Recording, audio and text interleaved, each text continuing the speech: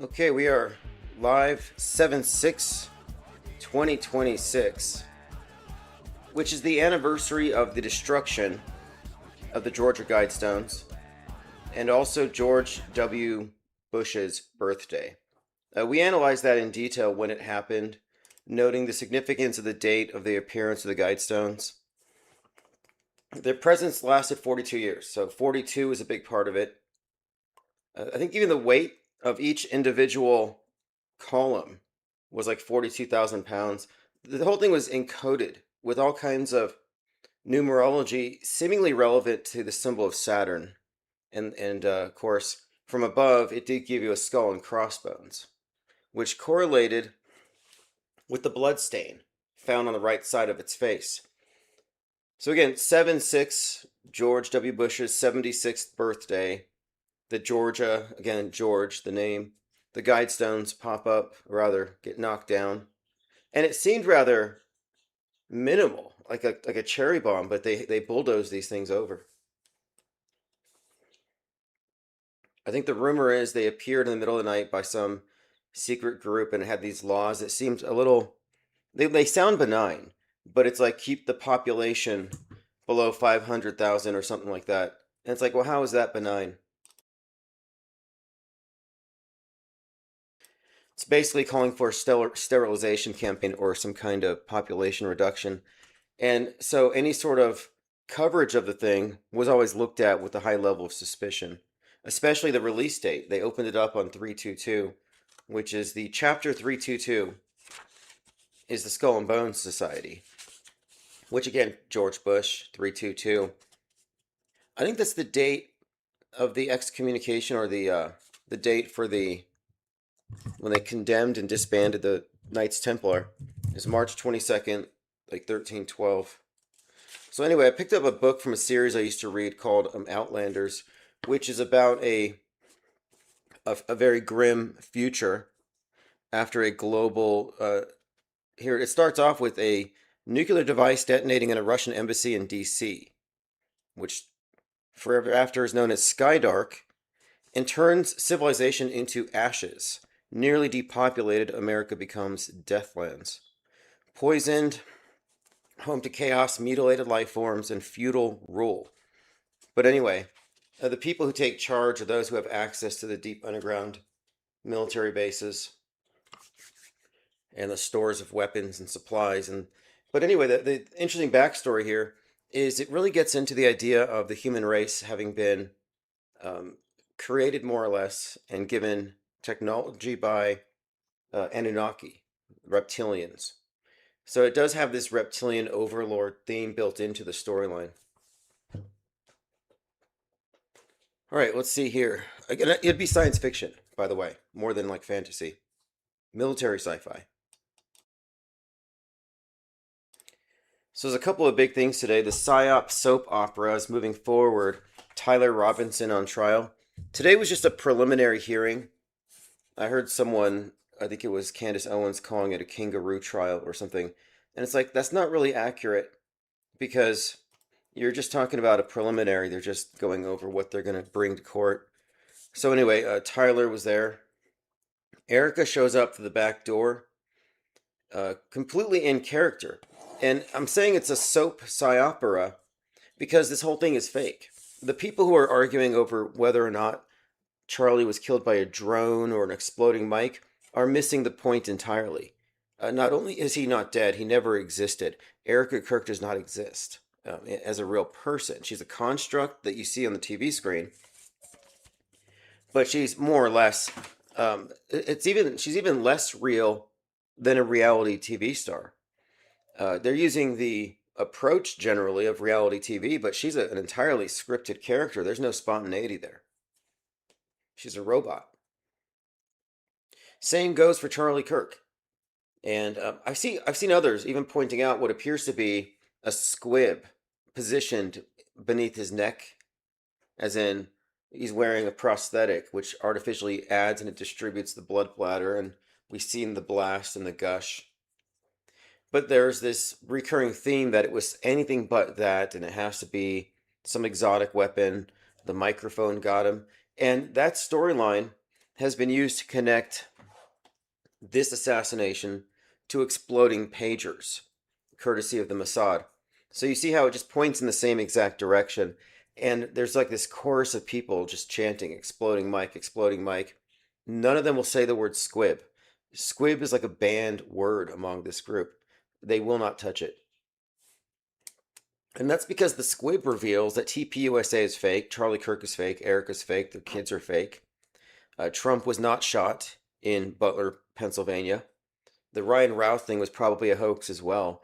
I mean, when you get into it, we're talking about pre-scripted historic events that are staged and become part of our shared worldview. As Napoleon Bonaparte may have said, history is lies agreed upon. And the psyops they get past us, or the masses, the normies and the alt media types, the psyops they fight over are the lies that they agree upon. And they might fight over the details, but they accept the general premise. So if you're still on Team Charlie Kirk is dead, you're a world stager. You live in their psychological containment zone. You just might want to look at that. So I see this recurrent theme, and I'm in Discord. I'm hashing it out with someone who believes that Charlie was killed by a mic. And what I'm saying to him is that predictive programming of any kind, at this point, is evidence that the thing is not real. The premise here is simply that the level of pre-planning and coordination between news media, entertainment, and the PSYOP presupposes the entire event is staged. It's not spontaneous, in other words. And so you can't treat these things like spontaneous occurrences, or that a small group was doing something in the middle of a large group of unawares. No, we're looking at a scale, an operation that can be scaled up to include a lot of supposed bystanders. And the level of programming that we saw with this one, not just mainstream entertainment, but through podcasts and the Twitter sphere, etc., we can effectively rule out that it happened as reported. And anybody clinging to that at this point has a burden of proof that extends beyond pointing at the TV, but includes the points that we have raised. And I say we, I even include a lot of the normal conspiracy theorists who can't help but notice all the weird anomalies. I mean, what's up with the TPUSA guy running up there with crime tape? They don't have an ambulance there, but they have crime scene tape ready to wrap around the scene. And of course, these are made to look suspicious clues to get the truthers to say, oh, look, they were part of a conspiracy. But anyway, I just want to make the point that the best I've seen is the appeal to possibility. Like, well, maybe it was real. But at this point, that's not really good enough. We can move past it. And that's why we established the Realville yesterday. So if you're not in Realville, you're going to stand out like a sore thumb. We're not operating in the same fictional universe as the people who think that he was not only killed, but that he was a real person. So the truthers, we're not just talking about, is he dead, is he alive? We're saying, did he even exist in the form that we saw him on TV and heard him through podcasts? And secondly, does Erica Kirk even exist? Yeah, there's an actress, but what I'm saying is the character with the shady backstory real or a construct?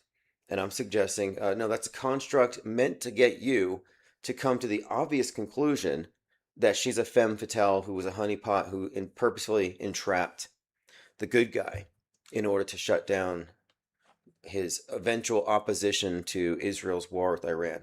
So this is a big soap opera. That's my main point. It's a psyop soap opera. And I'm watching it, but I'm not super into it.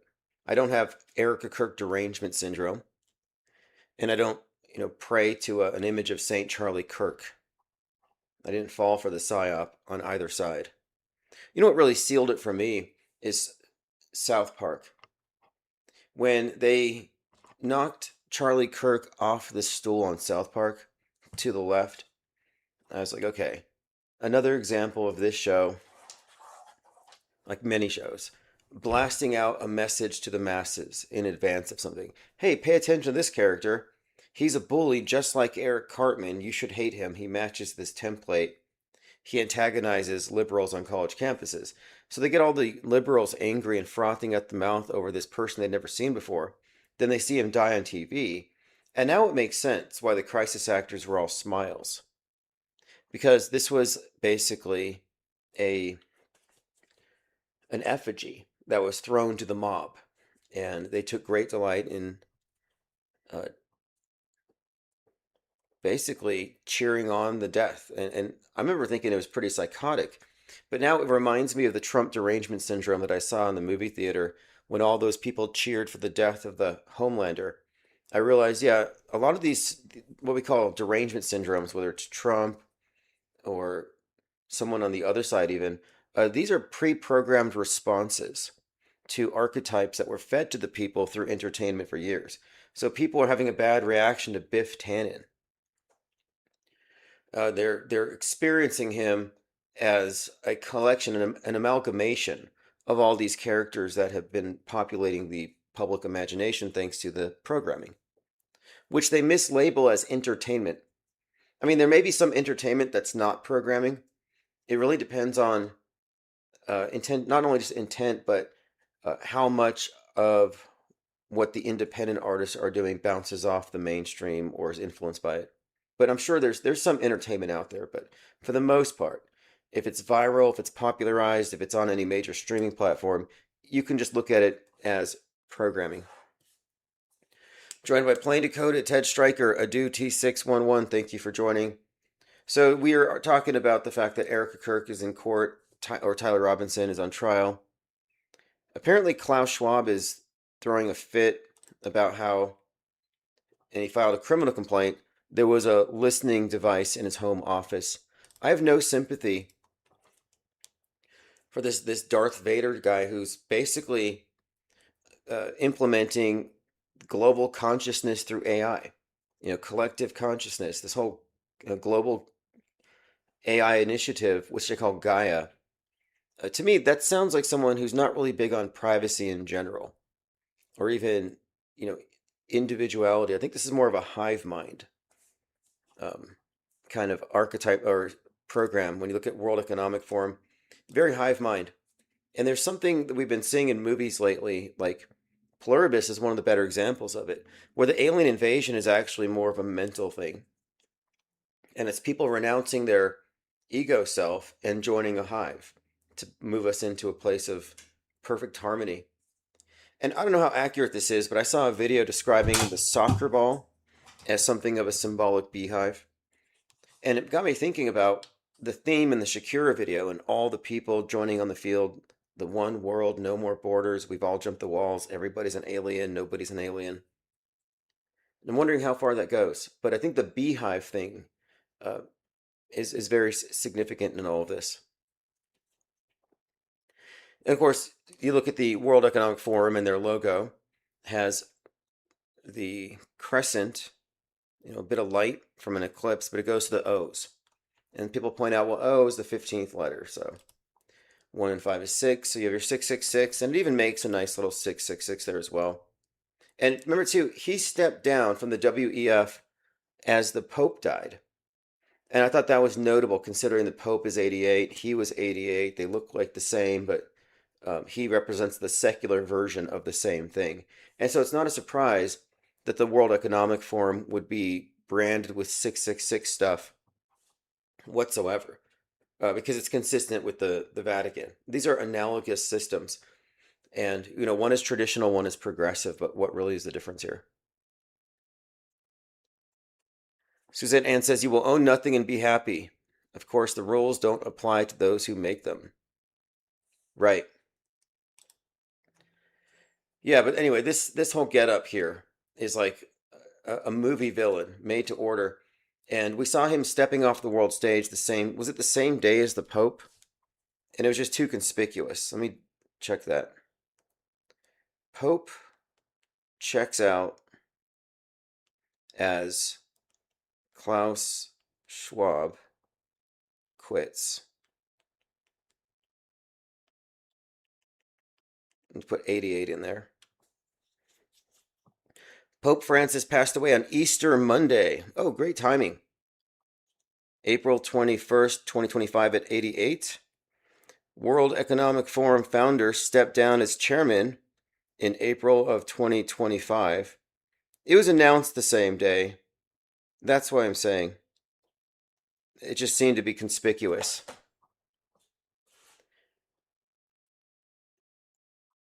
All right, let's move on. I see some interesting comments. King Ravana says the Tibetans didn't send Musk to Hollow Earth, Antarctica yet, like someone else. Okay, I don't know what that means, but I'm interested in Hollow Earth. I don't think Earth is hollow with like an inner sun, but I think a great deal of it is tunneled, populated, populatable, civilized infrastructure. I've been thinking, where's the money going? We're giving billions of dollars a year to NASA.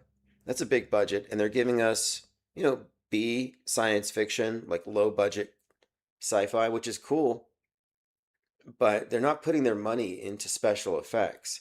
So where's it going? And I don't think they're putting it into things they're sending very far away.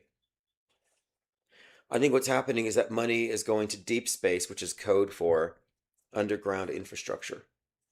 And we have talked about how for the last year we've been hit with a lot of predictive programming in movies for bunkers, elite going into bunkers while we have to hash it out here on top with all the radiation and the roving gangs of cannibals.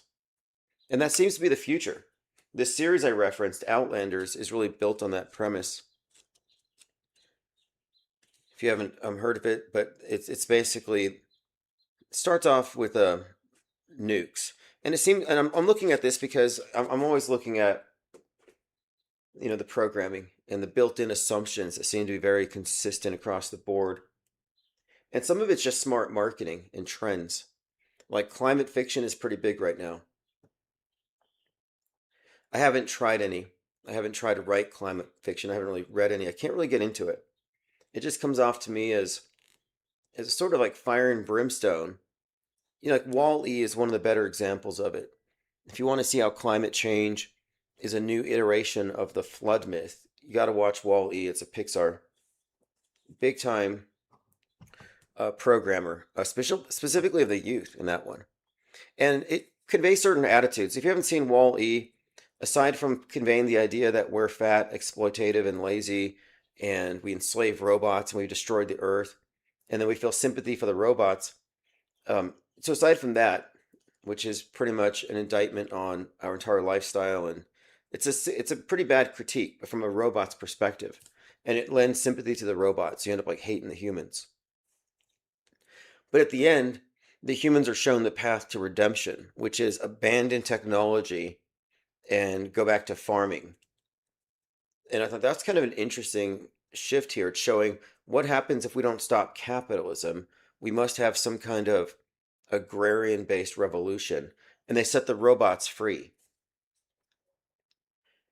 So the messaging is just, if you ask me, demonizing one political and economic system and implying that it separates you from the world, from nature, and turns you into this fat, weak, atrophied exploiter of robots.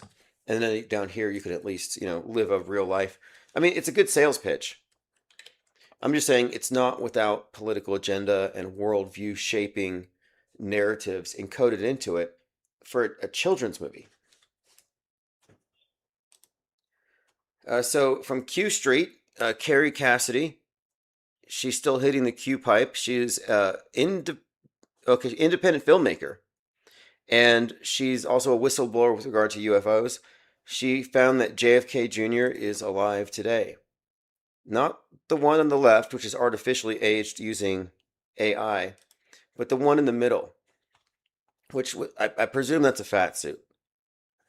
But he's going by Juan O. Sabin and Wayne Willott. Now, I'm familiar with these individuals because I was trying to find out what was behind this psyop to make Q people believe that JFK Jr. was going to save them from Hillary Clinton. They had this bizarre narrative, and it turns out this guy was actually selling himself as JFK Jr. You only ever saw his boots or his cowboy hat. He never looked into the camera. And the way he spoke was meant to convey it. And he never said no. people would in the chat, there'd be 10,000 people, and every other person would say, "Is this JFK Jr.?" He would never acknowledge those comments. He wanted to keep the myth alive. And then one day, and I think he was drinking, he was streaming and he dropped his phone and it went on his face and he looked down, very unflattering angle, and people recognized that's not JFK Jr. But now he's back and they're saying it's only been in disguise the whole time. I don't know what brings him back into the woodworks, but sometimes I'll notice the Q people just come out of their stupor. They'll come out and they'll join us and they'll bring back some of their stories. So like right now, I think the main thing is somebody mentioned frazzle drip. It's like if you say frazzle drip 3 times, a QAnoner will come out of their catatonic state. Like these people are living in 2023, 2022, waiting for JFK Jr. to come back and stop the deep state. And it's just like, let it go. But there's a well-known thing among cults, and it has to do with group psychology and cults in particular, where when somebody's in a cult and you tell them it's fake, you tell them their beliefs are wrong, they will double down on their beliefs. No additional evidence needed, just to stand against you. So people do defend beliefs with this certainty that's not really about facts. It's about how integral that particular belief is to how they see the world and themselves. So you're not going to pull these people out of the cult, and they're going to be grifted on repeatedly by people like this. The other guy was Negative 47, who they also believed was JFK Jr. in some kind of a fat suit, and that guy died sadly while racing motorcycles. All right, Adu T says, Mr. E on FAKO last night said if he was writing it, Trump is so old they may as well put his death to use, no predictive programming offered. Well, there has been a turn. If you look at the Metascript version of Trump, from his inception, 1958, through Biff Tannen in the 80s, and multiple other incarnations, the most recent being Wizard of Oz, the Homelander. If you look at the various Metascript versions of Trump, it wasn't until the last couple of years that we've seen the Trump character not survive the assassination attempts. So the assassination foreshadowing has been a thing for some time. But ever since Civil War and Homelander, they've turned from attempting to accomplishing. And when I saw the season finale of The Boys, season 5, when the Homelander had the crowbar shoved through his head, everybody in the audience jumped out of their seats and cheered. And I just remember recognizing that, I'm looking at the programming and how effective it is. And that's a lifetime of predictive programming for the Trump that they would grow up to hate because of their political bias. But there's just as much pro-Trump propaganda afflicting the right.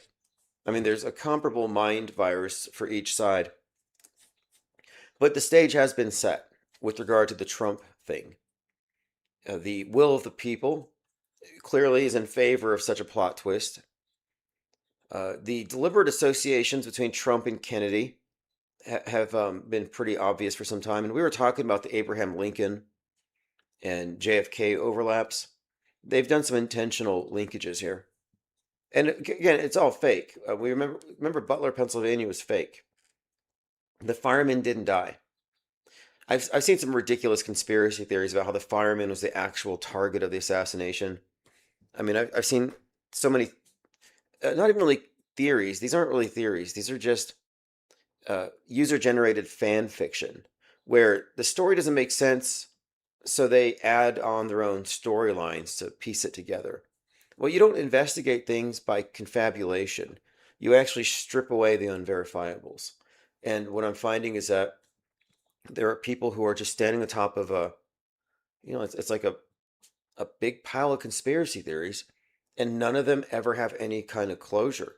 The Epstein thing has demonstrated how the truthers are a joke.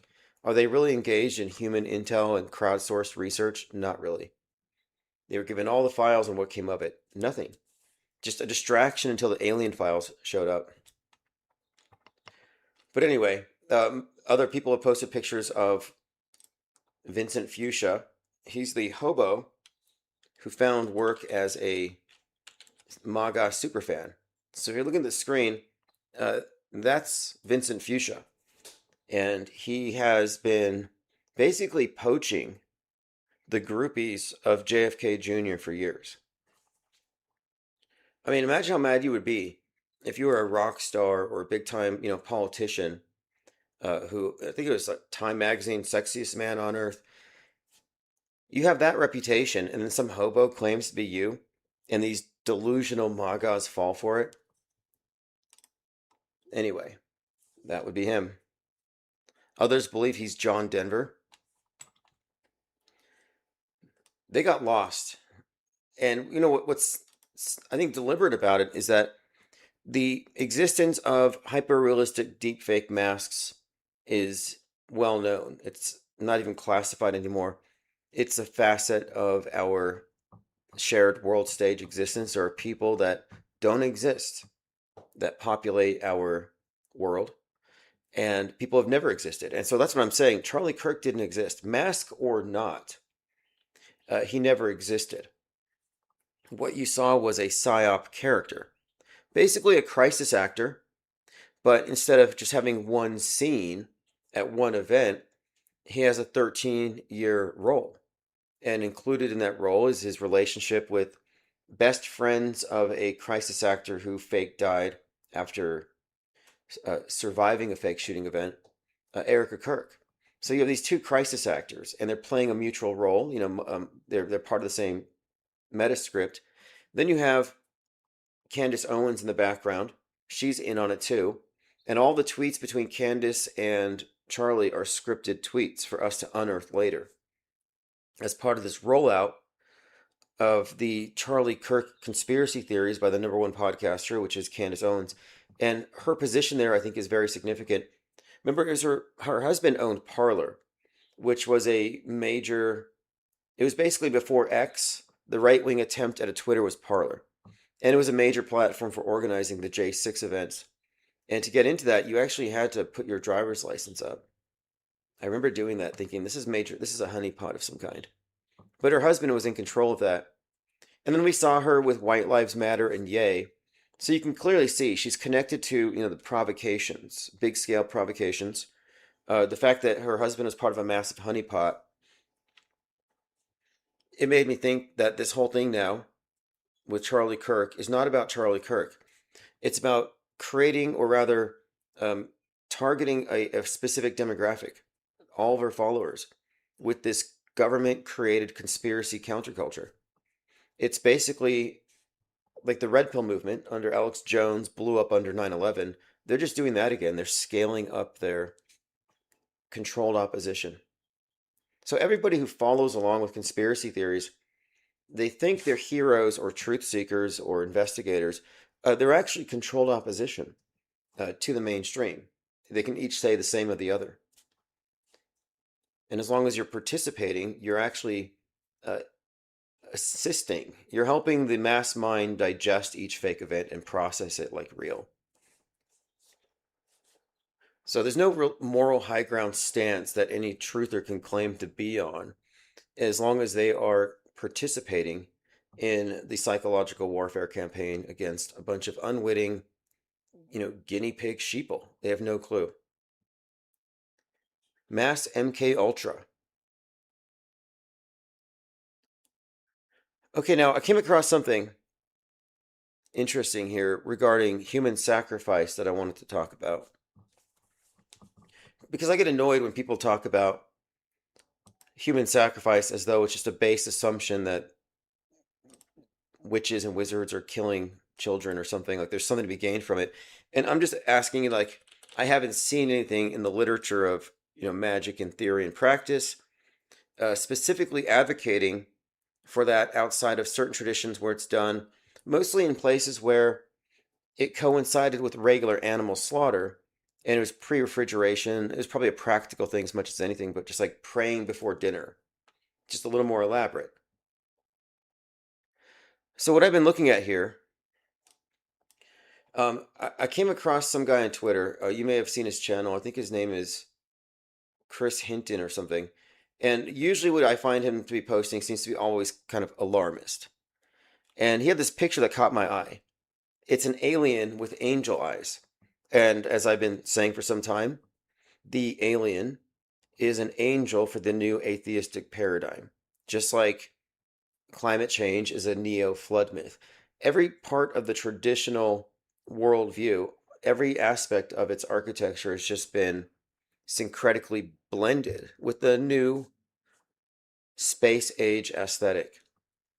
And that's why they've given permission for the normies to believe in aliens as though it's a scientific proposition, and it might even be unscientific not to entertain the possibility, which isn't true. You have to reject the appeal to possibility. That's not an argument by saying it might be possible, the universe is so vast. That's not an argument in favor of. It's actually very weak. It's not scientific, it's not evidence-based. It's more of a mystic thing. And I'm seeing that mysticism has been more or less introduced through aliens. And Steven Spielberg admitted as much when he said that they were introducing a belief system. So we talked about this thing quite a bit. But anyway, in his post, he wrote, Crowley claimed a global sacrifice was necessary to usher in the new age and establish John Dee's empire of fallen angels. And there's a quote here that I couldn't believe was real at first. I mean, I don't remember reading this. And this is from Aleister Crowley, allegedly. There was a magical operation of maximum importance, the initiation of the new aeon. When it becomes necessary to utter a word, the whole planet must be bathed in blood. Before man is ready to accept the law of Thelema, a great war must be fought. This bloody sacrifice is the critical point of the world ceremony of the proclamation of Horus, the Lord of the Aeon. Now, I remember learning about the new Aeon and how the Thelemites were essentially the torchbearers. The initiates were going to be the ones who were inaugurating the new age. And part of that is iconoclasm. And that's why, Crowley gets mistaken as a Satanist. He's really not. But you do see the destruction or the desecration, sacrilege, disrespecting of older traditions. And that's all just iconoclasm, and it's by design. Because the idea here is that they were offering a replacement faith. And I've been saying that this replacement faith, the New Age religion, has already occurred. It's already been implemented. And we're seeing it now. It's this sci-fi space age religion. Nasatology, alienology, it's all part of it. But our worldview, as conveyed through essentially the lens, the viewfinder of Big Brother. I mean, we're getting a very singular worldview that we're all being hit with. That to me constitutes our religion. I've described the metascript as a secondary timeline where they add the fake into our real lives. And it's conveyed through the news. And I've been saying that the news is the News Testament. It's the Bible of the world church, which is mainstream mediation. And it's a very fair and accurate analogy. We are already in this new religious paradigm. But I thought this was an interesting quote, that Aleister Crowley said that to bring in this new aeon, there would have to be some great sacrifice. And I thought, well, what could that mean? So I went over to Grok and I asked, is this a real quote? And it said, yeah, it's verbatim from 1929, Magic in Theory and Practice, Book 4, Chapter 12 of The Bloody Sacrifice and Matters Cognate. And the exact quote is there. The paragraph was written in the summer of 1911, and many believed that it was referencing the World War I. But Crowley was referring to the transition into the new aeon, framing a massive conflict and blood sacrifice. Literal or symbolic? Don't know. This passage gained fame because it was the opening narration in a 1996 video game, Blood Omen, Legacy of Kain. So a lot of people playing Legacy of Kain came across this quote. That's how it became famous.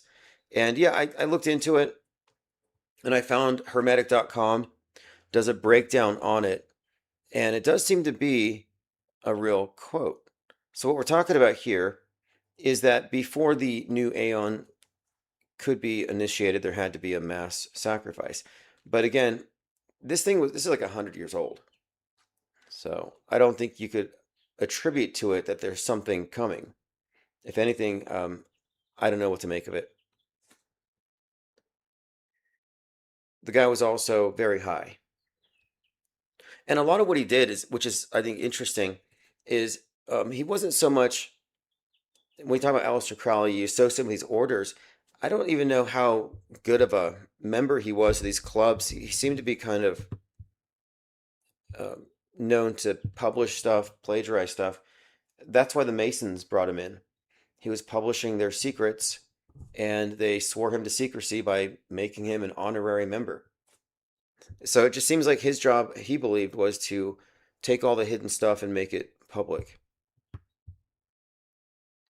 But I kind of thought the whole reputation of human sacrifice was exaggerated and euphemistic.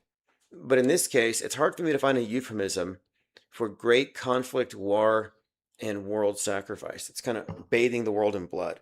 Like, what? How could you dismiss that as a metaphor?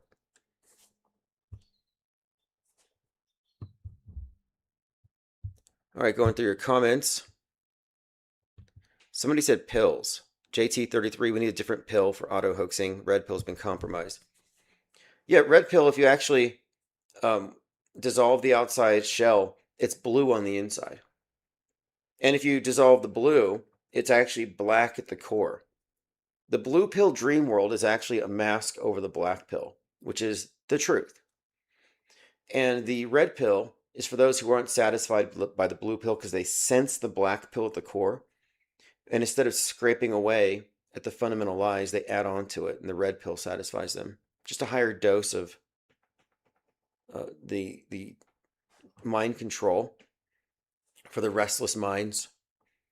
I've never been in favor of pills because it suggests a submissive relationship. There's like this dynamic where there's the dispenser and then there's the receiver of the information. So this is a no pill. There are no pills here. You get here through the refusal of pills. The pill also suggests like a default. Like the default is world stage. If you're not satisfied with that, you go into a subset. You take additional pills. And so the conspiracy theorists, we call them MSM plus because they add on to the basic assumptions. They don't subtract. We take the subtractive path. I say MSM minus, if you look at the diagram, to signify that we subtract that which can't be verified. So this is definitely a no pill. Not even clear. We're self-mediated. No prescription. In fact, this does cure mind aids, which is pandemic and has been for many decades. Undiagnosed, of course, because the ones who gave it to you don't want you to know you have it. But we've diagnosed it. It's easily diagnosable. You either have the MSM strain or the MSM plus strain. The infinite plane radio deprogram does, in fact, reverse its effects and cures it. It inoculates you against future infection. All right, let's see. Let's continue here. We're talking about the coming bloodbath or the one that already happened. I don't know. Again, just to reiterate, before man is ready to accept the law, the great war must be fought. The bloody sacrifice is the critical point of the world ceremony of the proclamation of Horus, the crowned and conquering child. See, I think the guy who brought this up on X may be correlating this with the soccer games. He said, probably just a coincidence that World War II is full of the mysterious Foo Fighter sightings. And now that WW3 is beginning, it's another coincidence that UFOs are in the news again. He has done a pretty good deep dive into how the occult movements of the early 40s were all seemingly tapping into the UFO thing before it was a science fiction genre. The UFO thing was really fused. I mean, after Aleister Crowley, you had one of the successors, Kenneth Grant, and a lot of his work was about summoning these things from the abyss of space the whole Babylon working, the one who was the priestess in that, where they were trying to invoke this, what they called the Antichrist spirit. 1946, pre-Roswell, she saw what she believed was a light from the sky descending that was a signifier that the ritual worked. She saw the arrival. And others have connected the death of Crowley in 47 as having some great significance to the Roswell appearance, especially because one of the demons that he was supposedly in contact with looks like the classic Roswell alien.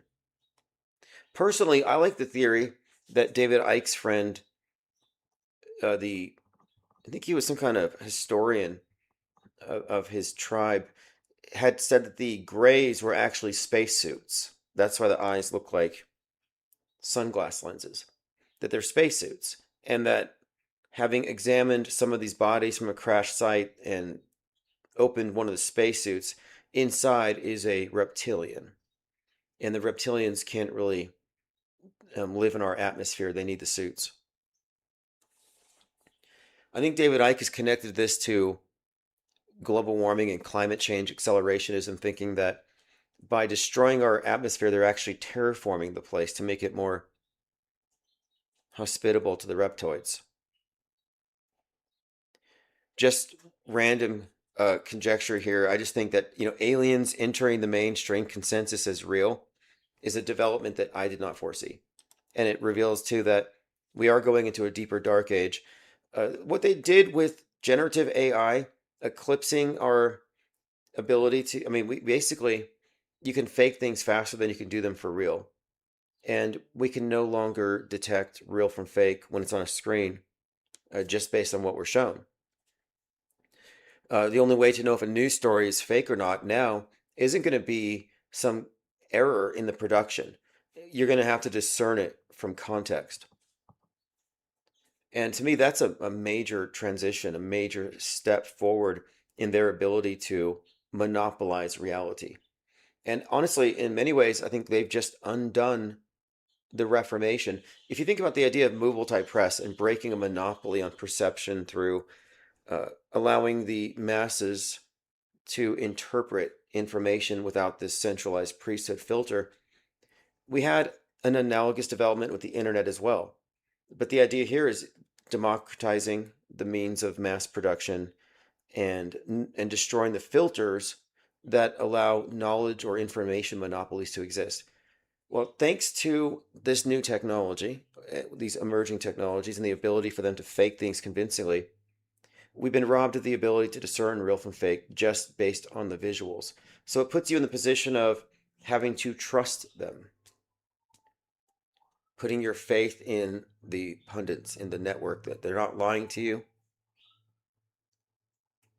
And so the only way to know if something is questionable or not is to be aware of what media essentially is and the function it has served since its inception, which has never been just delivering you information for your edification so you know what's going on. It's always been not to inform, but to conform you to their prefabricated history. It's always been compromised.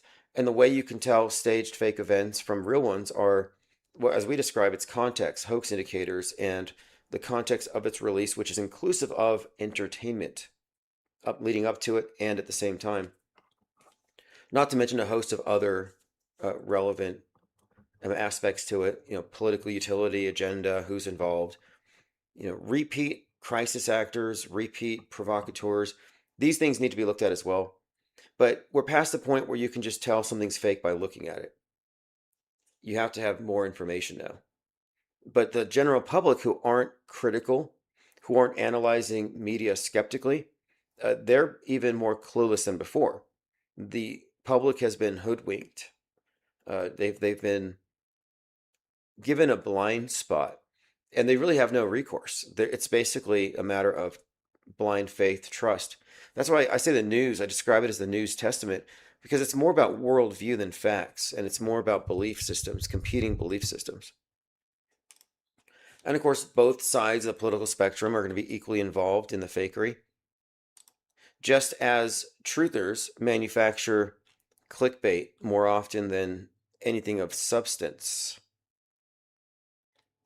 CIA has been accused of using directed energy weapons to target whistleblowers, according to former CIA. I like how truthers will automatically trust leaked documents and former agents. Who is that former agent? Who was the former CIA agent who claimed that children were being shipped to Mars? For all the crazy things people say about NASA, they never bothered to respond until Robert David Steele, former CIA officer, claimed that they were kidnapping children and they were being sent to a Martian colony to live as labor slaves. NASA responded, their spokesperson, Guy Webster, there are no humans on Mars. There are active rovers, but no humans. Steele spent several years as an undercover case officer for the CIA Director of Operations 1980 to later where he became a QAnon falsehood, Holocaust denial, COVID-19 hoaxer. He died from COVID, ironically, if you believe that. But I thought it's probably true, but not true that they're going to Mars, but true that these children that he's hearing about are probably being shipped via Hyperloop to underground military bases. And you could simulate space travel and wormholes through Hyperloops. And you could have an entire captive subterranean population. Like H.G. Wells, the Morlocks and the Eloys. Like the Morlocks probably exist. I considered that. That they could be breeding an entire population of Martians on a separate timeline. Told, yeah, you were brought here as a baby. Your parents sent you here. Earth has been destroyed because climate change and Donald Trump. And you're going to grow up here as we terraform the surface. And so they could keep a group of people underground as this growing hive for several generations while they, quote, terraform with robots, at which point they're allowed to go to the surface and, hey, it looks just like Earth. They would be popping out of the Mojave or something, like ant people. But yeah, I'm not really closed to the idea that deep space is some kind of underground infrastructure. So they're not technically lying when they're taking all of your money to go to deep space. They're not going up, they're going down. Erica says fake events should be illegal. Remember when states outlawed chemtrailing? Why not outlaw fake events? Okay, the outlawing of chemtrail thing was pandering to a bunch of conspiracy kooks. However, the strategy you bring up is solid. Like we could do a class action. We would need 21 people, I believe. And we could possibly sue a host of media outlets. I mean, it's not about winning. It's not about even getting to trial. It's about the audacity of submitting the case and articulating it in such a way that people think you might actually have a point.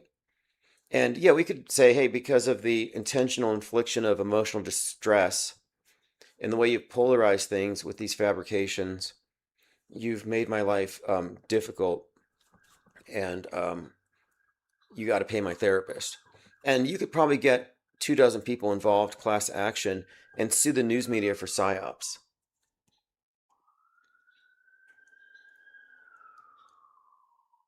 I mean, it would make a statement, it would make a point. I don't know if the courts approve of people launching unwinnable. I mean, it's kind of unwinnable. Like I've been saying, the chemtrail people need to sue the airlines. It would never get past discovery. But that's kind of the point, though, if you're just trying to be an activist, lawfare. I'm not specifically interested in it because I'm not convinced that these things are illegal. It's just a state religion. And we live in a fictional universe. And I say we, I mean, even those of us who are not on the world stage, we still exist, we coexist. Just like you can live around a bunch of cult members and religious kooks. You can coexist. You're overlapping in the real world where it really matters. It's just your interpretations, your filters, your point of view, and your frame of reference are obviously different. Manuel E says, "You seen the movie where they're trapped in a lost space station? It turns out at the bottom of the ocean, at the end, they go to the surface of the Earth." No, I'd be interested in that one. Orbiter 9's a good one too, where someone is born in a generational spaceship, put in there as a baby so she can grow up and arrive there as an adult. And it turns out, because her captain eventually falls in love with her and takes her on a date in downtown Denver after they go up the elevator, turns out she was always in an underground military base designed to look like a space station. And the explanation at the end by the sinister mastermind of it, this guy's basically saying, yeah, we have to do it. Because if we destroy the Earth with climate change, we need to have a population of people who are already conditioned to accept and to be able to survive the trip to deep, deep space in a multi-generational flight or journey. So they're like a separate population of people who have been conditioned to live essentially like in a bunker. Duet Celeste says, will the U.S. soccer team win today's soccer game in Seattle? It's the only hosting country whose team is still in the tournament. Interesting. Well, today's 7/6. It's George W. Bush's birthday. It's the anniversary of the destruction of the Georgia Guidestones. It was an interesting week. It was a couple days after the shooter Robert Crimo with the 47 on his head, the guy who idolized Oswald. He shot up a 4th of July parade. And then a couple days from now will be the anniversary of Squibby Abe, the former Japanese prime minister who was fake killed by a fake ghost gun.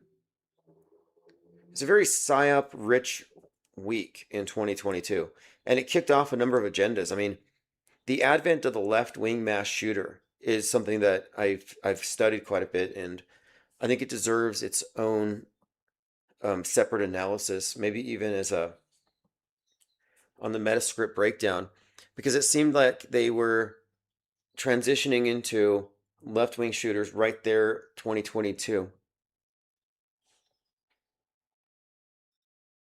Erica says, in a perpetual state of emergency, it's probably lawful and considered propaganda or something. Right. No, I think the best we can do is create a separatist movement, a philosophical movement with a different perspective, a deeper level of situational awareness that is outside of their mind war. And so we are essentially an objectivist enclave here, and we are non-activists, non-participants. And I've described this as a form of anthropology. Although as of yesterday, we're no longer taking the stance of observing. You are now encouraged to tell them that they are wrong. You are encouraged to point them towards Teachable and the free course on Charlie Kirk, because if you still exist in the fictional universe where Charlie Kirk is dead, you don't control your own mind, like in significant ways. You're still plugged into a propaganda matrix populated with fake events. And none of these events that you're responding to as though they're just now happening are worth responding to with elevated blood pressure, like you actually care about it, because it was planned decades ago. So it's like you're responding to something that only appears to be organic. And so you shouldn't be reacting at all. You should just be observing. No need to get excited. They could nuke Seattle this afternoon at 3:11 p.m. and I will do the same thing I do every day. I'm not going to be particularly although I might be a little excited about it, but for all the wrong reasons. It won't be fear and terror. It'll be what a great opportunity to peek behind the curtain and expose the PSYOP entertainment complex. That's why we planted a flag in Seattle on June 11th. Because the event itself, in my view, is not in question. It's one of these inevitabilities. The date, that's the part that may or may not fit some pre-existing pattern or template. Although if it does, the most significant date with regard to that event is still 11/3. That's why the original whistleblower on the issue, the person who really drew attention to it, was pushing 11-3.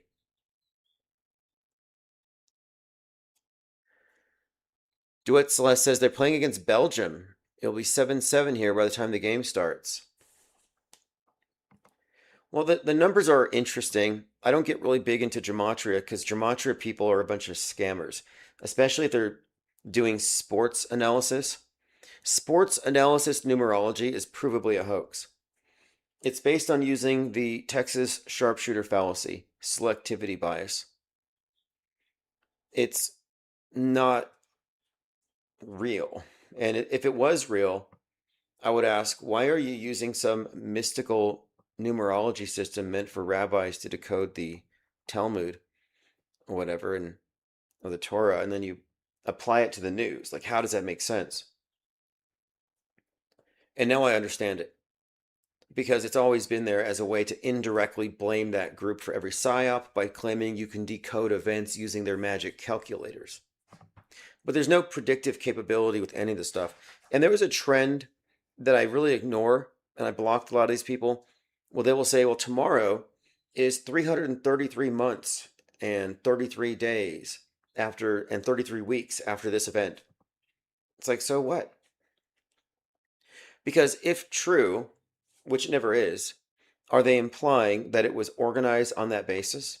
Hey, let's have something occur 333 months from now. It's like, why can't you just say years? So they break away from months, weeks, days, and the usual units of measurements, and they just throw in these arbitrary ones based on sequences of numbers. That's no better than people switching out gematria calculators until they get the answer they like. Like, okay, that's way too subjective.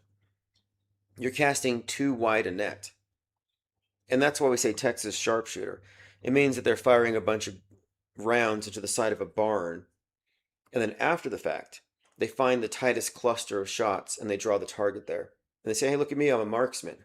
It's like, no, everything else is a miss. You think we don't notice that?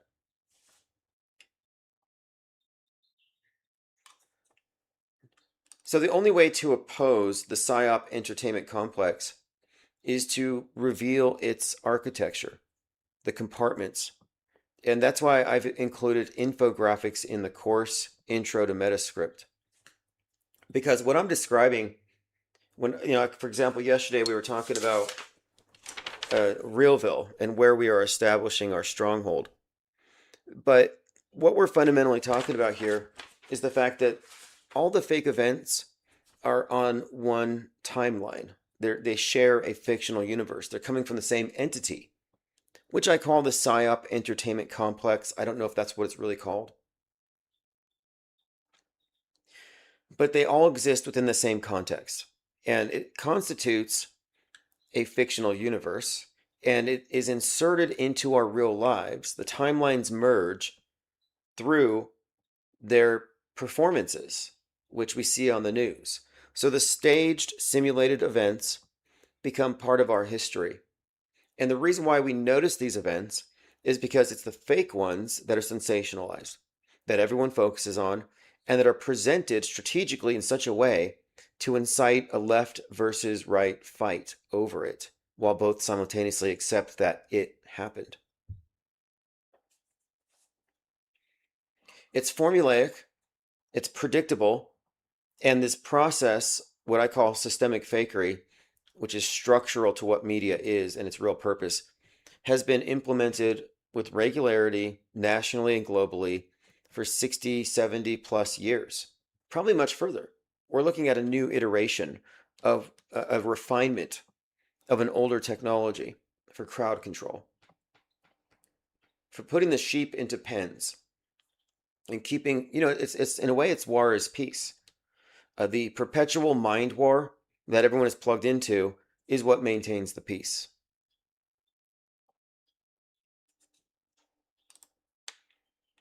Okay, so we're looking at some conspiracy slop about JFK Jr. Let's move on. All right, so the guy who looks like Jeffrey Epstein is basically a celebrity now. Hundreds of thousands of subs. He's been on InfoWars. And Apparently, there's an AI generated version of him with matching tattoos to Epstein. So obviously, the truthers are saying, well, that's really him. So now they're doubling down on it. Now we're seeing essentially a delusion. And they've already concluded that this is him. So now Jeffrey Epstein exists again for them. And he's one of their celebs. And nobody's going to arrest him. No one's going to hold him accountable. They're just hanging out with him like it's no big deal. And he misspoke. And someone said to him, "Are you going to change your name back to Epstein?" And he said, "I would never change my name back to Epstein," which is a weird response, but this has only How much fueled would more somebody have to delusion. legally pay you to change your name back to Jeffrey Epstein? I would never change my name back. Can I call you Jeff? No, Why? because I'm not him. Call me Peter, please. Thank you. I prefer Peter. That's my given name. By the way, where'd you get this suit? It's really smashing. Again, this is, I actually have a twin.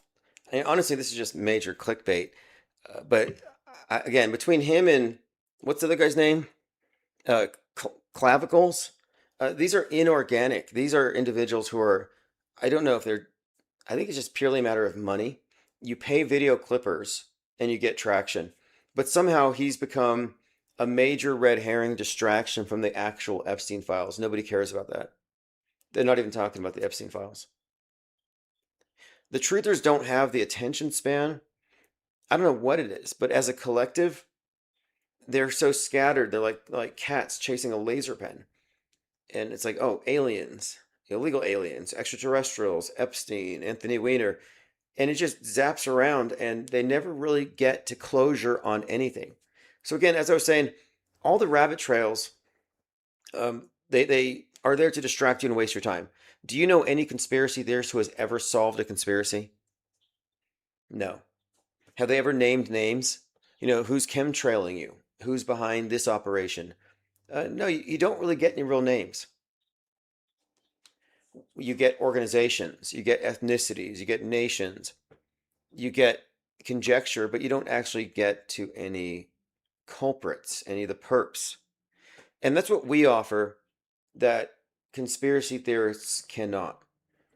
By reverse engineering the metascript and the psyops and the news pertaining to the psyops connected with the entertainment reinforcement propaganda, we have been sifting out names of what we call metascriptors, those who have no plausible deniability when it comes to answering the question, did you consciously participate in a psychological warfare operation against your audience, against your intended audience? And there's a surprising number of directors and writers and musicians who would have to answer that, yeah, I took part in this. And to me, I'm not saying it's a war crime.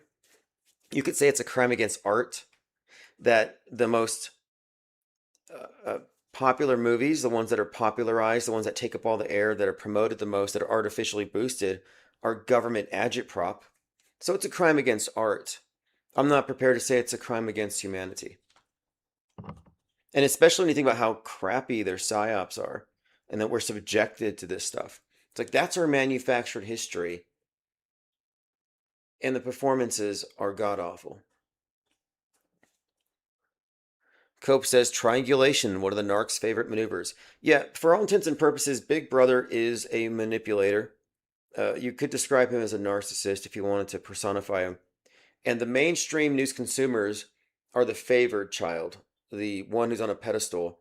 And the alternative media and the conspiracy theorists are the scapegoat. They can do no right. The other side can do no wrong.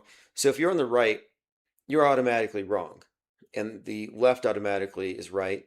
And the media automatically will back the left. So if you're on the right and you start a protest, you're a rioter. You're a terrorist. If you're on the left and you start pulling people out of their cars and beating them and burning down buildings, you're a peaceful protester. And that contradiction, that in-your-face gaslighting, is intentional. It's built into the system. It's basically strong-arming you into compliance. Like, no, don't believe your eyes, believe what we tell you. These are peaceful. And that is called a double bind. And it's actually part of a strategy. If you read up on the double bind theory by Dr. Gregory Bateman, it's a strategy that can be purposefully used to induce schizophrenia, to divorce somebody from reality, to put them into this apathetic, disconnected, disassociative state. And I think that's why a lot of these psyops do seem to almost invite the conspiracy theorists to engage. Because then you engage, you know you're right, your intuition tells you that you're right, the indicators say you're right, and then everybody tells you you're wrong. And now you're confronting this incontestable force, consensus opinion, and you can't get through to it. It's very Kafka-esque. And that could be intended as a facet of the mind war itself, to keep those with functioning intuition in their place, to gaslight it. I call it systemic gaslighting. And I think it's built into the system. So when you look at the relationship that people have with media, you can look at it in a very personified way as basically a toxic work environment.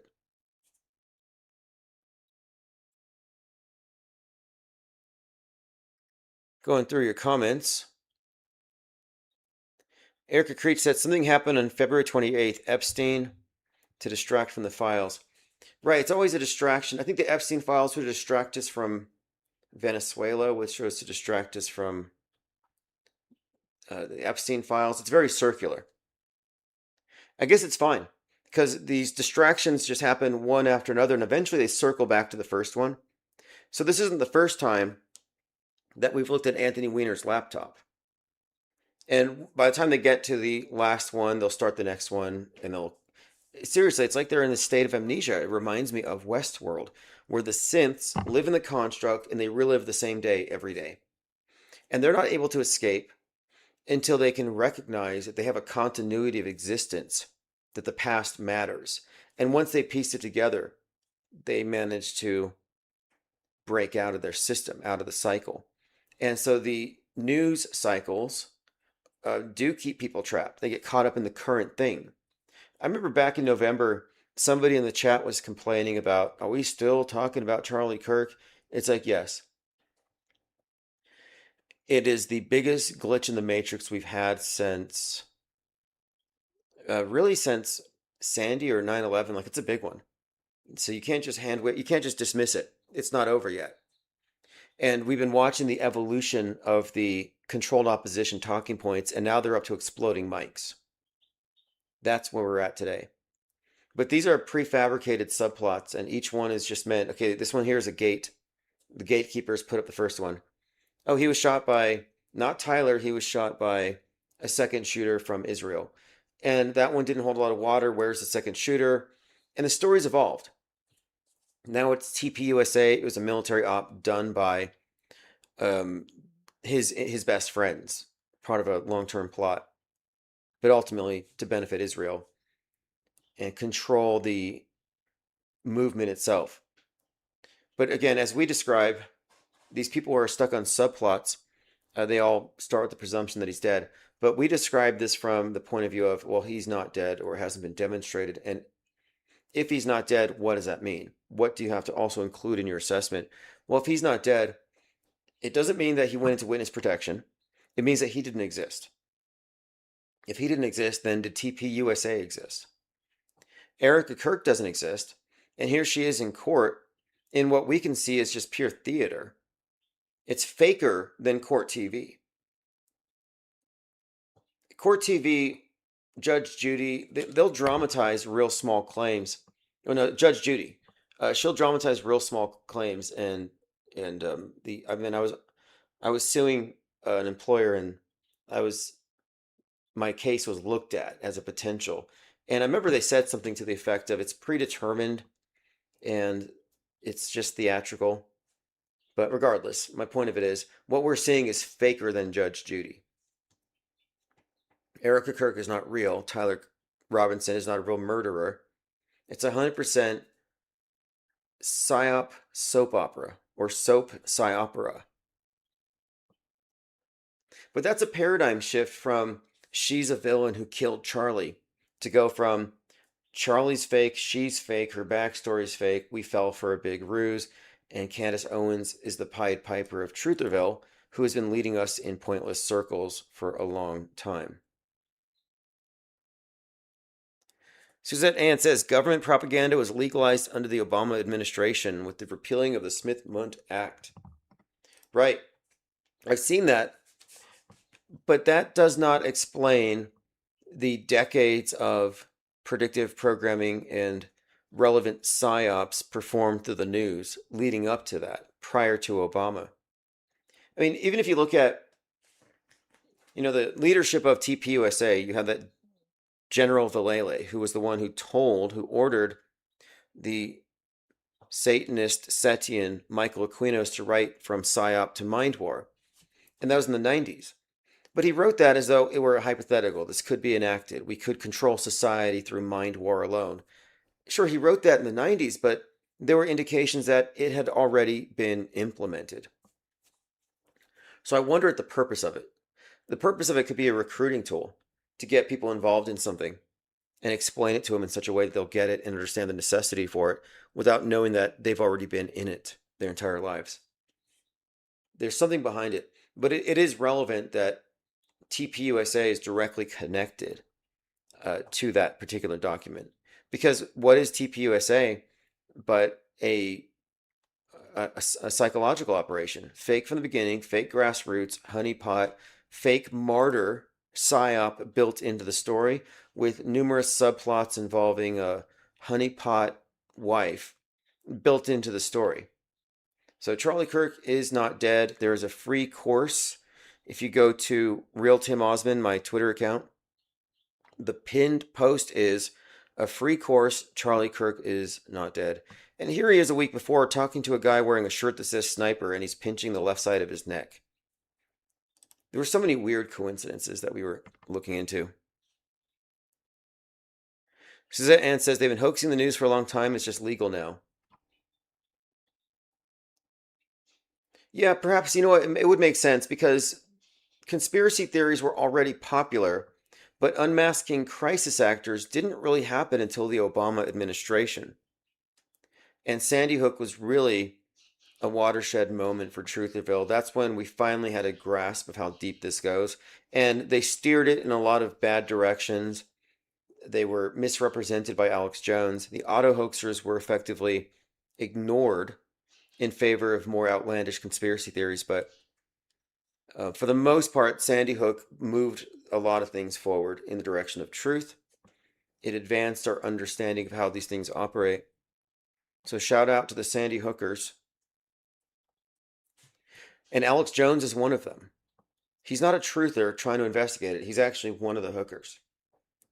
So we're talking about a moment in time where suddenly conspiracy theories broke into psyop deconstruction, which is way different than conspiracy theory. A conspiracy theory is an attempt to patch together a story, a lie, to make it make sense.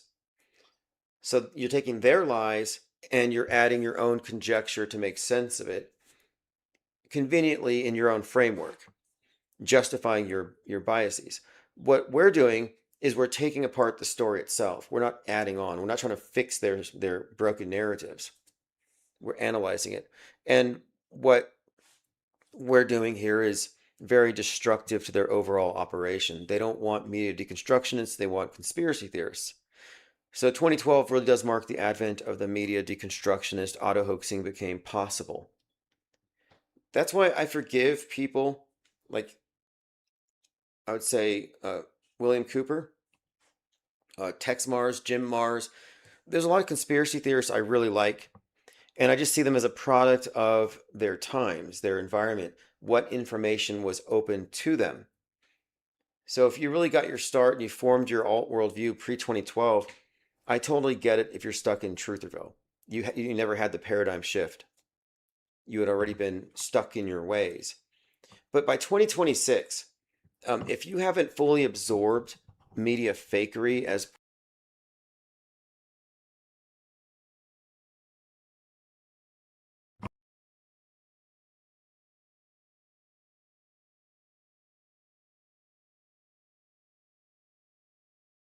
with a microphone glitch.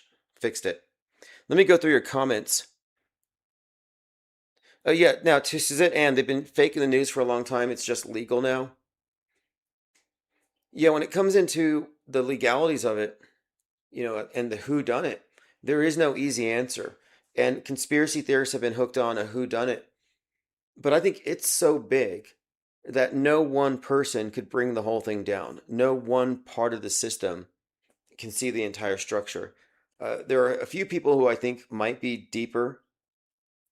Like if you're part of the fake terror wing, you may not know about fake climate change, or you may not know about fake mass shootings or fake space travel, or whatever it is. There may be different departments, and we're looking at compartmentalization. And these compartments are built along this central schism, left, right, divided into things like active, passive, masculine, feminine, and all down the line, it's pro versus anti. It's these dialectics they've set up, and this model puts people into two compartments effectively, each with its own subsets and its fringe. From our perspective, we're looking at a compartmentalized closed system. So we are uncompartmentalized. They're within a closed system. We are within the open system. But once someone can see, they would no longer participate. And they don't want people to have that view. And that's why they hushed up the whole auto hoaxer, crisis actor thing. They try to minimize it. And the Q movement, I believe, was also done to bring back a lot of stray sheep, because people seeing through the masks, fake news, knowing about deep fakes, knowing about Metascript on some level, they were all targeted with a belief system that included all of that. So the QAnoners were told, well, yeah, they do fake stuff, but it's because they have to beat the deep state, or because they already assassinated these guys and they have to fake them on TV. So they were given a lot of explanations for the conspiracies that, or rather the facets of mass media, the fakery aspects that we talk about. They were given a context that put them back into a dream world. But as far as the, challenging such a thing, there is no one person that you could point to, or a small group of 5 people that are at the top of it. But what you can do is identify people who have zero plausible deniability with regard to direct involvement in one PSYOP or another. And they can be called out on these. They should be questioned.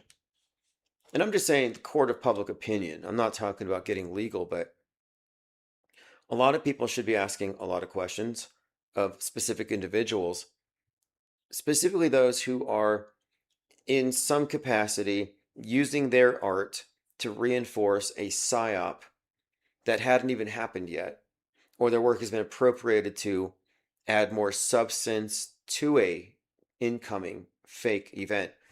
And the names we talk about, metascriptors, the writers, it's a growing list.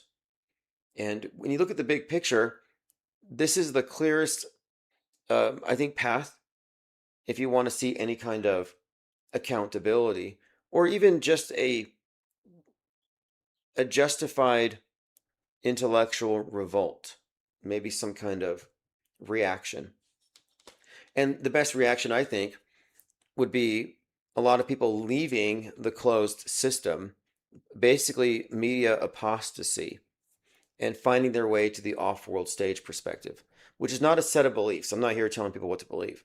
I'm saying stop being a believer. Be an informed disbeliever and be a skeptic.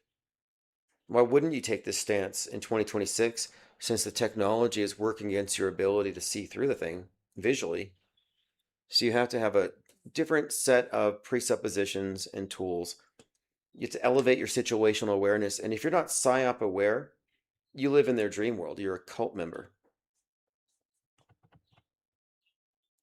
Erica Creech says there's an actor in Stargate that looks like Charlie Kirk. Really? We were talking about Stargate the other day. because I think his name is James Spader. The main actor in it was friends with JFK Jr. Okay, let's take a look here. The connection, here we go. The Agartha gatekeeper meme crowned Kirk as gatekeeper of Agartha. Let me see if I can find this. The shocking online afterlife of Charlie Kirk. A mystical kingdom that some far-right conspiracy theory believed exists in the Hollow Earth. So we're going back to Hollow Earth. A wave of AI-assisted Kirk slop has twisted the right-wing personality's legacy beyond recognition. They're using AI tools, and they've allowed him to reveal himself. Oh, this is okay. So he's been. I've never heard of Kirk slop, but apparently, it's a genre of user-generated content. But he's been crowned the gatekeeper of Agartha, a mythical kingdom that far-right conspiracy theorists believe exists inside of Hollow Earth. You don't need to say far-right conspiracy theorists. I mean, I guess there is a distinction. All the conspiracy theories exist on the right. The mainstream stuff is not considered conspiracy theory, it's orthodoxy. But when you say far right, you're including more of the overt racial stuff, because ultimately it goes into white identitarianism, whereas the left goes into anti-racism, which is code for anti-white.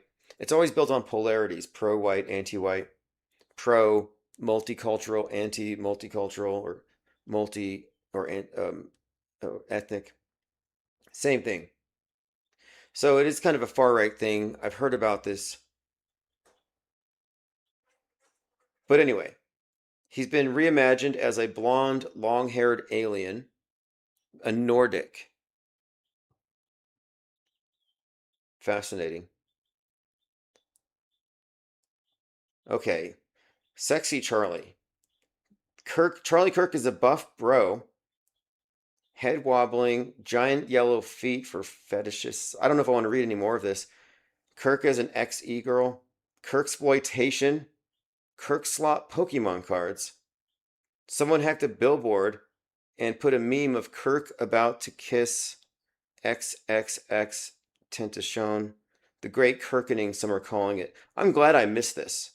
And I thought I was terminally online, and somehow I missed Kirk slot. Squeech says, they want you to think the system isn't rigged. Truth is, you were finished as soon as you were born. Yeah, the default position is programmed. The government gives you mind aids to make you programmable to future mind viruses that they dispense. The reason why they want tight control over media and digital IDs, etc., is not to protect you, but is to control your mind. They want to have a monopoly on the mind viruses you get. They don't want our mind viruses to get out there. If it goes viral, that our history is written 100 years in advance and the government is performing it through bad psyops with the assistance of Hollywood and has been for 7 decades, and we can name directors and people in government and police departments, politicians, we can name people who have no plausible deniability, it would be a scandal. It should be a scandal. Hey, not just America, but hello world, you're brainwashed. There was no opt-out. Unless you were born into some family situation where you're connected to people or you have a certain security clearance, you're in it. There is no opt-out. At least there wasn't. But what we have done here is we went off-world stage. We established a model of how media actually functions, what it does, and the compartments they have put the masses into. And we have established a way out, a path. And it's not a rabbit trail. It's a straight path, off-world stage that goes right through all the guardrails that the truthers are still pathetically defending. If you think people die in psyops, you're just admitting that you're uninformed. You're misinformed, I should say. Because it's deliberate misinformation. You were fed that lie. JT33 says new Mandela effects are dropping like it's hot due to the CERN shutdown. It's ironic that most of the Mandela effects are manufactured by the Mandela affected with Photoshop, and then they go viral. So it's just becoming engagement bait. But ironically, presenting the Mandela effect fakes creates real Mandela effects. It's called the misinformation effect. So you've never thought about Kit Kat logo with a hyphen. And then suddenly someone says, hey, Kit Kat didn't used to have a hyphen. Now it does. Or does it? And so now you look at a Kit Kat with and without a hyphen. So now you're confused. You don't know. You try to remember, but your recollection is influenced by a present environment. So now the memory of the fake one is embedded adjacent to the memory of the real one. So the confusion there gives the fake version a foothold in your mind. The mind virus takes hold, and now you believe that the world is constantly shifting and labels are changing because of CERN, because the scientists have hacked reality at that level. They get you to accept that whopper by playing with your mind. It's called the misinformation effect. But they create it by creating the false versions, because that's the confusion. It's all about creating confusion.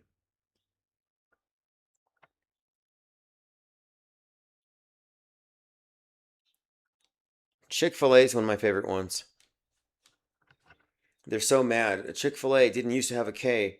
And I went over there to buy some of their crisscross fries. I noticed on the box, CHIC. So yeah, I see it.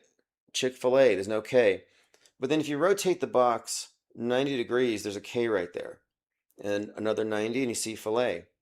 So the way that they wrap their fries created the misperception that there's no K. All right, let's get back into my tweets. I had something important to discuss today. Blake says, how is the mic still intact after the detonation? Candace is misdirecting us with the exploding mic theory. And I said to Mike and Candace, they're covering up the squib. Real Candace knows it's all staged. She knows it's a theatrical psyop event and she's playing her role, but she can't admit to it. Erica is also acting, and Charlie Kirk was always an actor. To which America first said, prove it, even though the burden of proof is on him to prove that Charlie's actually dead.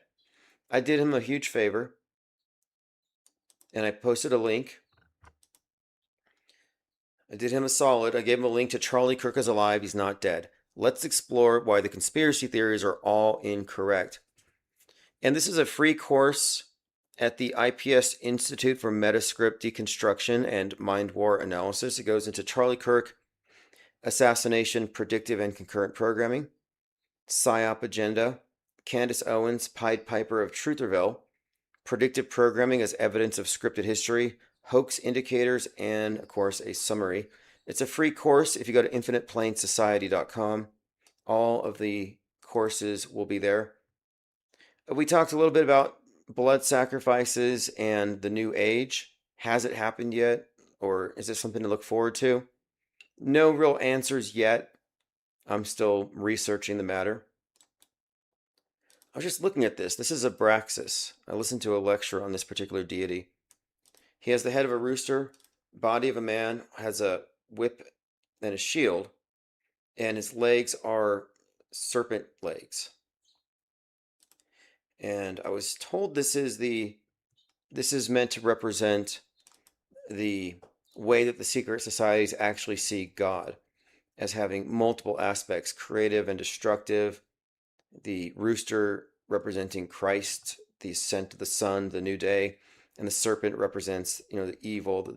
So it's kind of this idea of this dualistic God construct. Interesting concepts. I don't know. Candace Owens was just on the Sean Ryan show. They talked for 4 hours and 44 minutes, and not once did they say squib. She said, I don't believe Tyler Robinson was even there. Well, I don't believe Candace Owens exists. And I mean that. She doesn't exist. She's a character. We don't know the real one. And I came across, and I'll pull this up. There was a Twitter account. Here it is. Wolves and Finance. This is really good. All 7 theories on how Charlie was murdered. Did I miss anything? This is a great breakdown. And what he does when he gets to the squib thing is he admits, out of all the various theories, the squib one is the only one that can be recreated. And he says it looks convincing. But he also said it's the craziest one. And he sort of dismissed it at that. So he's on team microphone or something. But my point of it is, all 7 theories on how Charlie Kirk was murdered, you'll find it on my Twitter account. If you scroll through about 2/3 of the way, you'll get to the part where he talks about, he gets past the drones and the second shooters and all that, and he gets into the squib. And he says, yeah, the squib thing most closely matches what we've seen. Now, his reason for not believing in it was simply he could not fathom that there could be a framework or some way to organize an event on that scale, meaning extricating him from society, putting him somewhere else, all the people involved. And that's because Wolves and Finance doesn't know about the PSYOP entertainment complex. If you don't know how intrinsic it is to your worldview, how fakeable things are, if you don't know it's a Truman Show, then of course you're not going to be able to fathom a man's death being staged and faked. What would be the reason? What is the point? Why this staged public event? And my explanation is simply, this is a major historically significant event, tantamount to a new JFK, with all kinds of motives attached, and it was planned a long time ago. Erica says, Sean Ryan's taking over JRE as normies leave the legacy media. Okay, so I haven't really followed him. I've seen a few of his clips, but to me, these are people who are firmly ensconced within the alt media paradigm, and they're not aware of news bending, history bending, media fakery, psyops, systemic fakery, and predictive and concurrent programming are completely outside of their purview. They have no clue that government colludes on the regular with entertainment and news media in the fabrication of historic events. So they're in a bubble, and I just tend to gloss over them. But I mean, I do pay attention because I like to know, because this indicates like the intelligentsia among normies. These are the people who are paying attention, and this is what they believe. So the normies are confused, misinformed, and they don't know it. This is a major blind spot. Okay, let's continue here. Jack Parsons in 1949 said, in 7 years, Babylon will manifest and bring my work into its fruition. 7 years later, in 1956, the Dartmouth Conference coined the term artificial intelligence and inaugurated the field. Another person connecting AI, alien invasion, demons, magic. Interesting development. According to this tweet, Jack Ruby met with Lee Harvey Oswald weeks before the assassination. This is according to a CIA memo.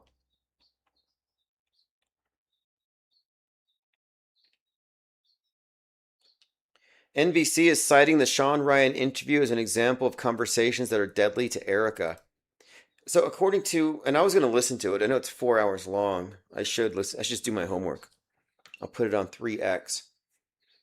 So the mainstream media did a story suggesting that this interview is stochastic terrorism. It's going to cause violence against Erica. It says here, they found when Owens attacks Erica online or in a podcast, as she does repeatedly, where she called Erica Kirk a psychopath on Sean Ryan's show, saying she had hidden knowledge about Kirk's death, threats against Erica from Owens' audience follow. So Candace Owens fans are threatening to Charlie Kirk, Erica Kirk. NCRI identified 1,000 explicit threats against Erica on X following Kirk's death. Owens built a narrative ecosystem that her audience turned into explicit threats, and she has given them a, quote, permission structure for violence. So if you recall Snake Eyes, the blonde, the conspiracy-connected femme fatale blonde, who's so close to Charlie Kirkland at the fight of Tyler, the executioner, that his blood gets on her. So she's somehow directly or indirectly connected to Charlie Kirkland's assassination.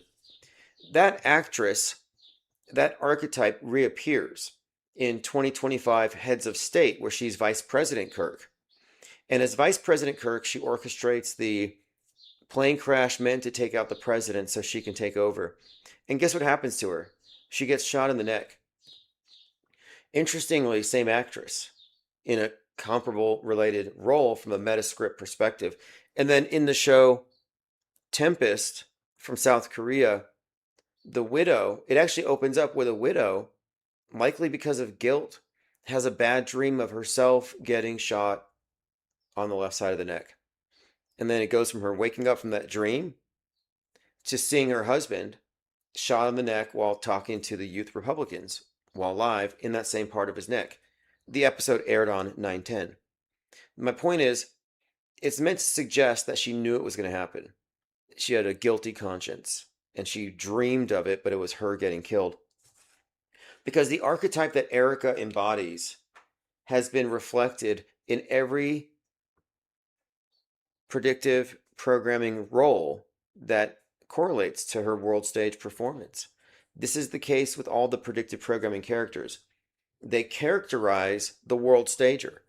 Your concept of Trump is inseparable from what you've internalized about the archetype embodied by Biff Tannen, for example, or the Homelander.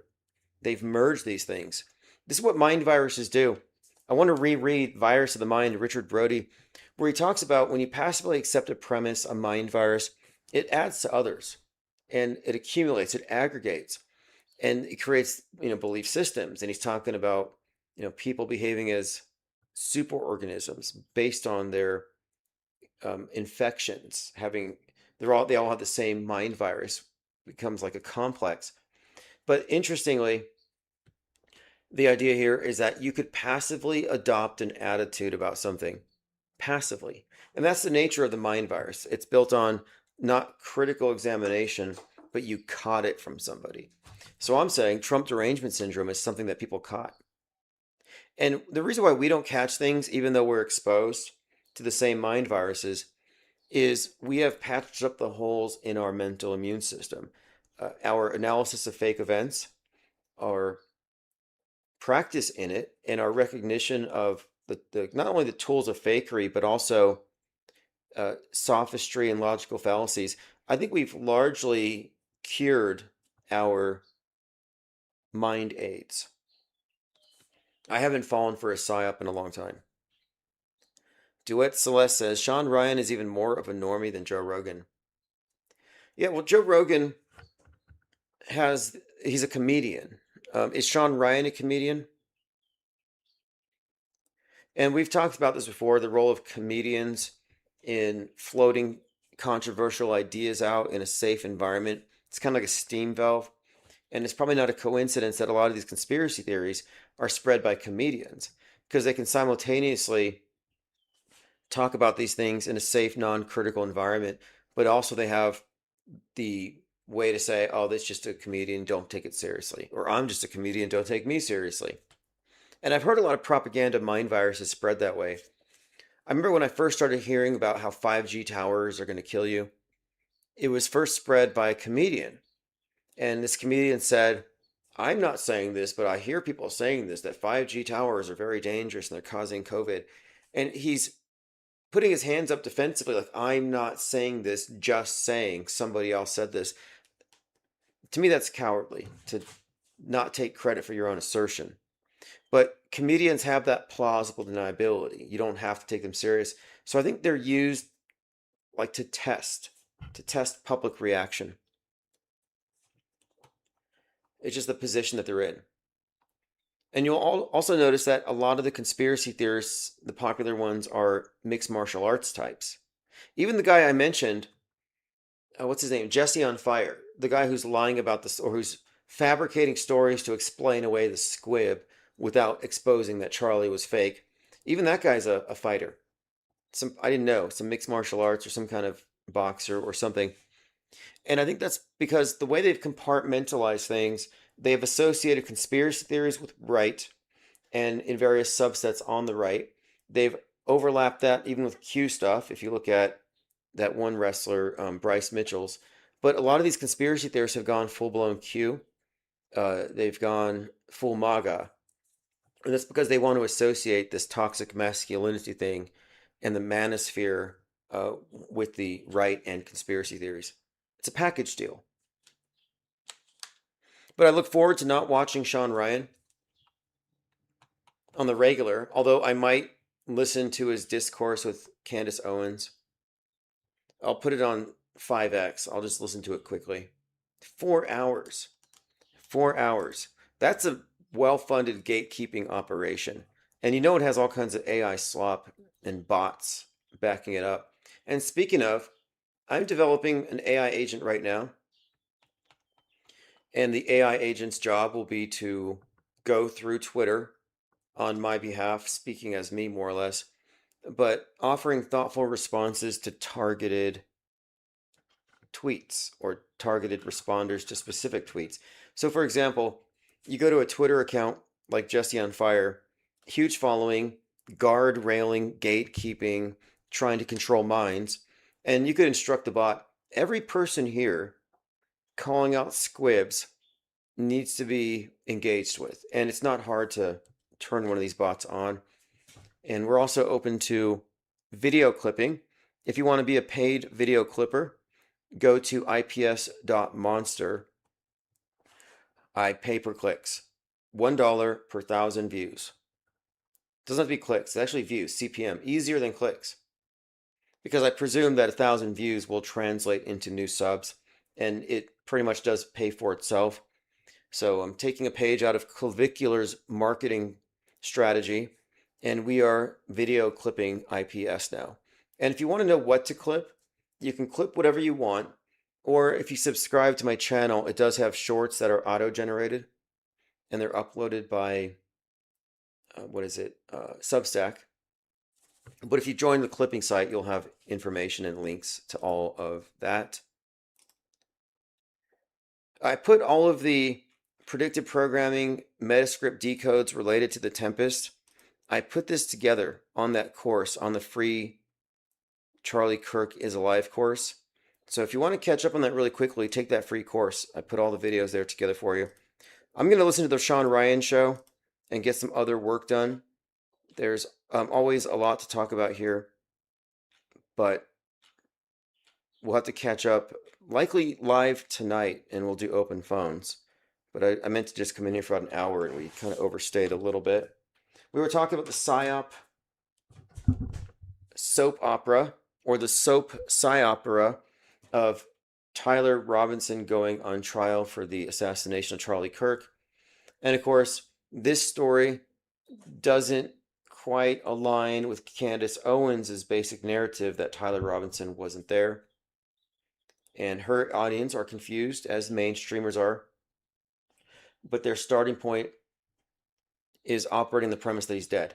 And Candace Owens can never turn on that and say, oh, he was squibbed, because she's admitted multiple times to communicating with his ghost.